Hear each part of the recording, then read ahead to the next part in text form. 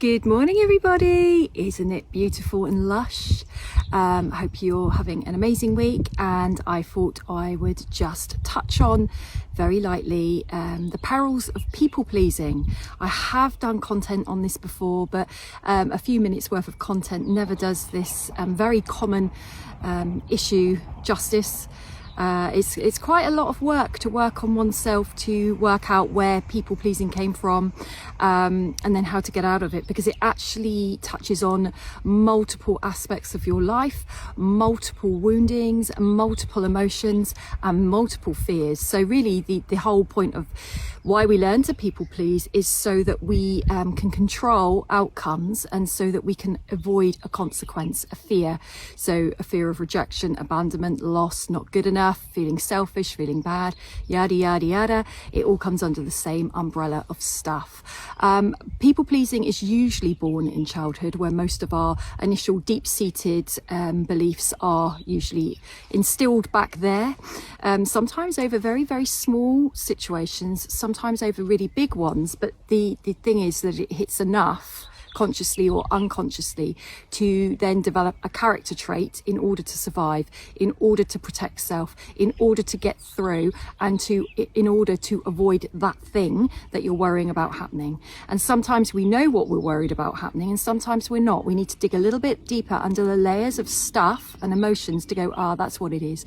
But it does really help with all these matters anyway, but particularly with this one, I think, to understand where the root cause was. What happened on the first instance for me to start learning this? It can also be a learnt behavior. So we might have parents or caregivers or siblings or friends or teachers and what have you that might have had this way of handling life. And of course, when we're young and we're vulnerable and we're impressionable, we learn it. So a mixed bag of reasons, but the perils and the problems of it is usually when we people please in the first place, we're coming from low self-esteem, low confidence, low self-worth, low self-love, feeling we're disposable, feeling we're not important enough, feeling we're a burden. And what people pleasing ultimately does is actually reinforce those beliefs, not remove them. It's a coping strategy to get you through, and all coping strategies are brilliant until we overuse them, and then they become a lifelong tool that holds us back. So in adulthood, we can take back our power and start to unravel these beliefs and these learnt behaviours, so that we don't have to lean on them anymore, because it's never going to give you your best life. What happens is with the people pleasing, people around us may not know us truly, because they've only known this version of us, so they believe this is us.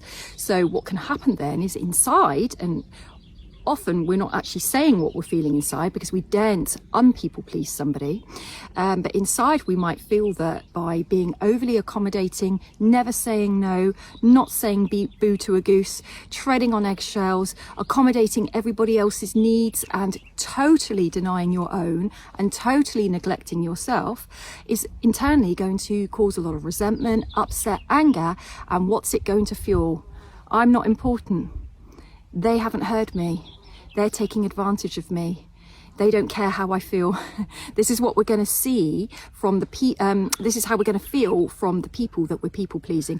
And the people that we're people pleasing, I'm getting my words muddled up here, too many P's, may have no idea we feel this way, and no idea, because if we've elicited this people pleasing behavior all of our lives, they don't know that that's not how we truly feel. So our inner world and our outer world are not matching. We're showing and presenting a certain way, so people are acting a certain way. We're going to attract people that will take advantage of us, walk all over us, not worry about our needs, not even believe we have any, because of course, what are we mirroring there? I don't have any needs on the outside. You're more important than me. I'll put you first. I'll put myself out. Don't you worry about that. I'll do all the housework. Don't lift a finger. Inside, you might be exhausted. You might be raging. You might be really hurt. You might think these people really don't care and they're really selfish. And that could be true. But it also might be because they don't know that you're feeling this way because you haven't showed them. So a way of starting to heal from people pleasing is to start to at least first acknowledge how you're feeling, and then start to notice, where am I betraying myself by putting others before myself.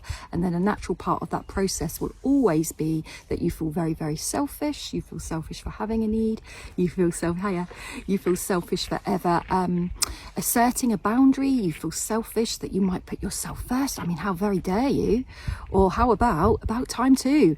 And knowing that when you're starting to feel selfish for putting your needs first, you're actually doing the work, you're healing. That is a normal stage of breaking out of this long-term pattern, is to feel awful just for saying, please, I'd like 2 sugars, not 1. But we've got to work through that and keep going. Don't stop, keep going until expecting something from somebody or putting yourself first becomes so normal that you don't feel selfish anymore. You will overcome that hump, but you have to go through it first, because we all have needs. We're actually in illusion if we believe we don't. We all need to be put first sometimes. We're in illusion if we don't think we do, and we all need to put ourselves first. We're in illusion if we think that's selfish. It can all be undone, all of it, but it's knowing where to start and it's seeing it through. And I hope you do. I hope you find your starting point, your middle point and your end point on that, because you deserve it, and you do deserve to come first. You deserve to be happy, and you deserve to up that confidence and self-love. Have a great weekend, everybody.